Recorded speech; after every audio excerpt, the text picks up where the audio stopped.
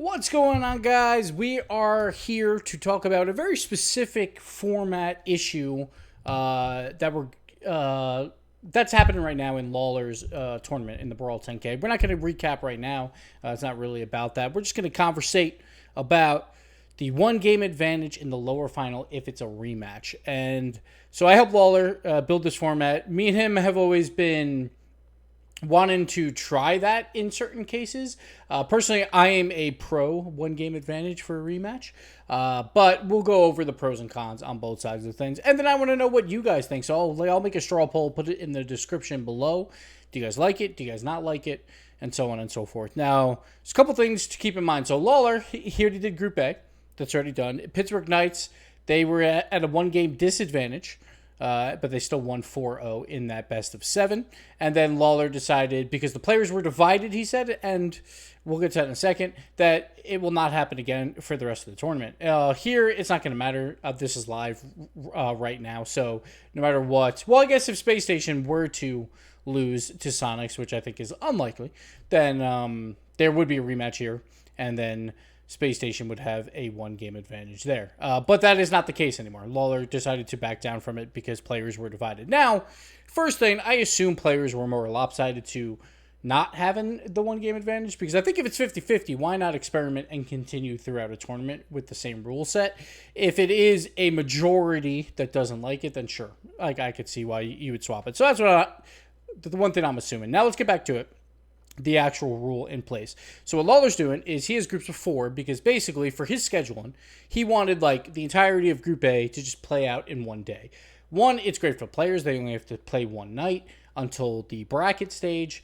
And so normally, like I would say a group of 4 for double elim is not fantastic. It's better than round robin, which we talked about a lot, but it's still not perfect because obviously it is prone to rematches. Rematches should happen more times than not, and so then there's a way to try and remedy that, right? Is you go to best of 7s for qualifiers, which I think is always fun to see that play out, and then you give a one-game advantage to the team that won in case there's a rematch in the lower final. Now this stems all the way back to like the MLG days, playing Halo and all that stuff, where they would do a bracket continuation, where I think it would transform from like a best of 5 into a best of 9, or sometimes a best of 7 into a best of 11, or something like that. So basically, if a team 3-0'd them at some other point in the bracket, they would then play best of 9. The other team only has to win twice, while the other team has to win 5 times. Now, I think that is maybe a bit too extreme, because then you can come into series of 1 that take forever.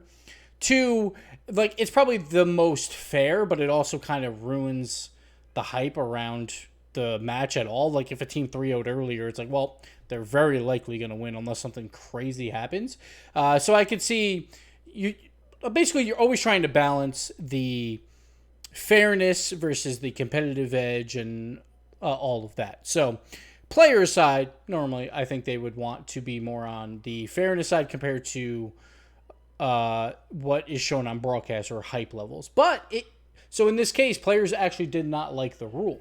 So let's go over why maybe. So first off, we see Explosive Gyro here. He talked about it a little bit after they won. Not a fan of having the one-game advantage in the double elim bracket, but we qualify anyway. And then on Reddit and everywhere, basically, it was split.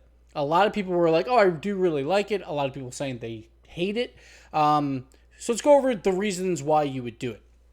So first off, like I think a lot of people are saying it has to do with the lower bracket momentum. And if that was the case, then no matter what, whoever came out of the upper final would have a one-game advantage in the lower final. That is not the reason why this is, basically, is because then, say, Mirage played Zookeepers, they would have a one-game advantage, but they wouldn't in Lawler's case because they didn't play yet.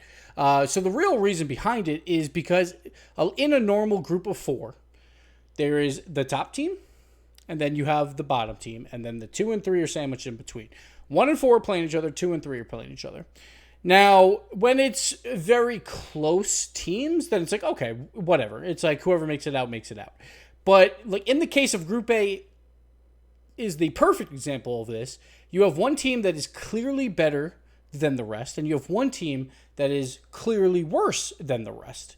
like in this case. So for seeds for this, there's no seeds here, but basically the way this works is it's 1 in 16. So G2 is the 1 seed. Zookeepers is the 16 seed. So the worst team in the group stage.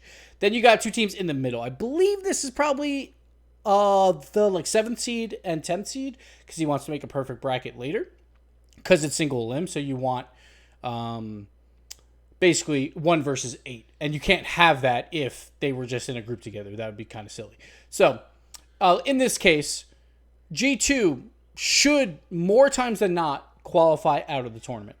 Zookeepers, more times than not, should lose out of the tournament. So what does that mean? Pittsburgh Knights and Mirage are going to play each other like in a rematch almost always. Not, like obviously not almost always is probably a bad terminology, but like if you look at this group, I would say 4 out of 5 times, this is probably how it would play out. Pittsburgh Knights and Mirage would play again in the lower final.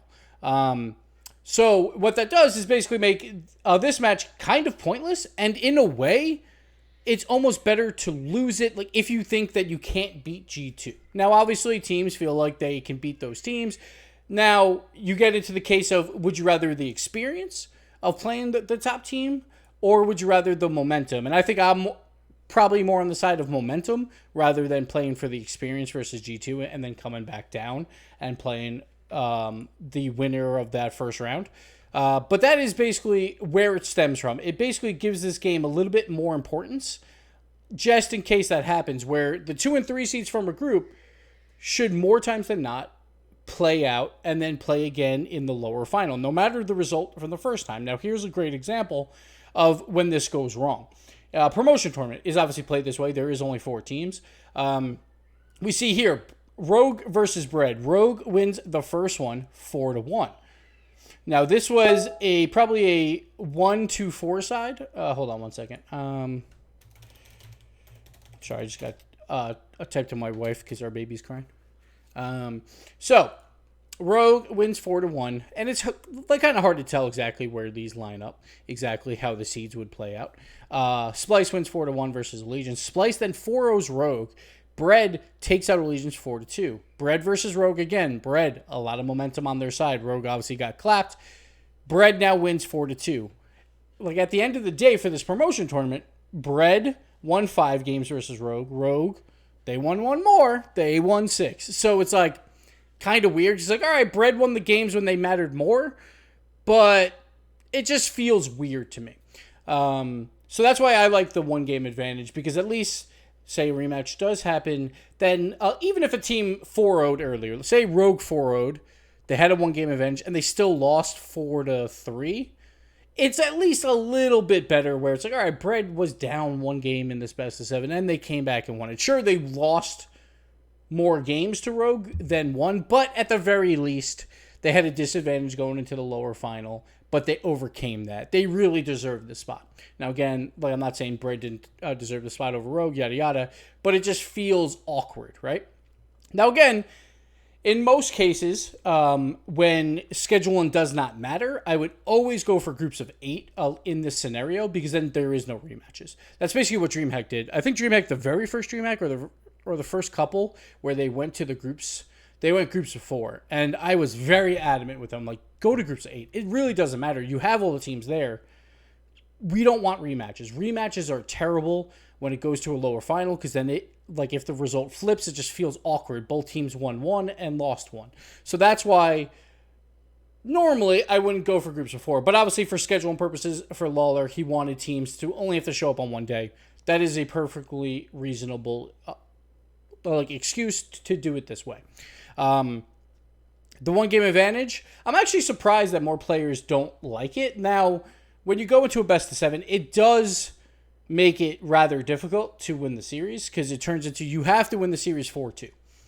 You can't do anything worse than that. So you have to win double the games of the other squad, which on paper that sounds like incredibly hard, but a 4-2 result is pretty common when you win a best of 7 series. And if it was to go to a 4-3, that's where you lose it, right? Then you wouldn't obviously play it out. So, like, on paper, it sounds terrible. It's like, all right, we have to win double the games of the other squad. But then when you look at, a 4-2 result, incredibly common in a best of 7, it doesn't sound as bad. It just depends how you look at it.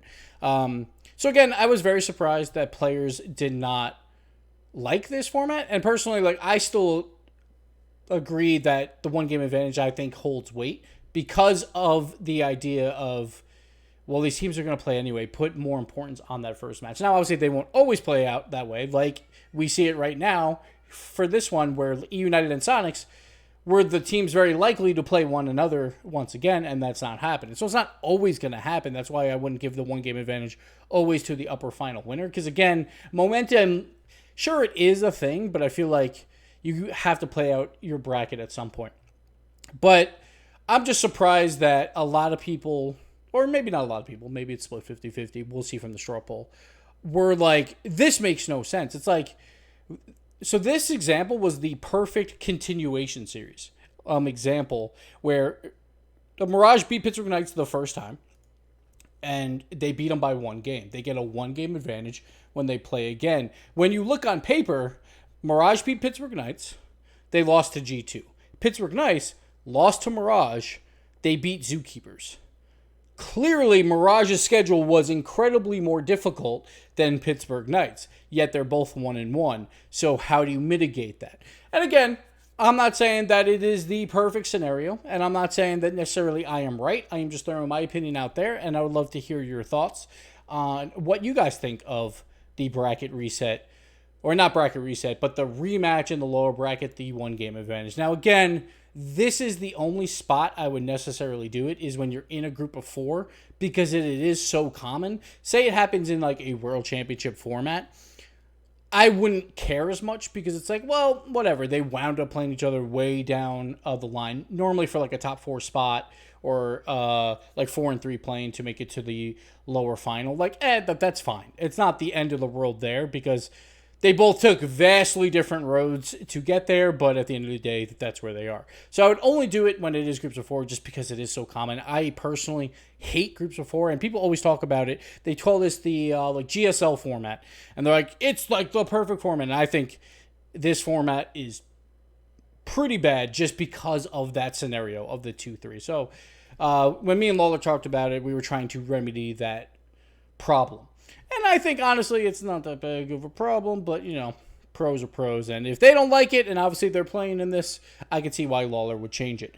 To recap really quick, let me know what you guys think of the one-game rematch. Do you like it? Do you hate it? Tell me why. Do you think it's momentum-based? Do you think it's whatever? Hopefully you heard my opinions and they at least had some thought behind them. It's not like we just threw this to a wall and wanted to try it, but it's also a good time to do it in a community tournament that is definitely not as high of stakes, right, compared to an RLCS. So let me know what you guys think below. Thank you guys for watching. We'll see you next time. Bye-bye.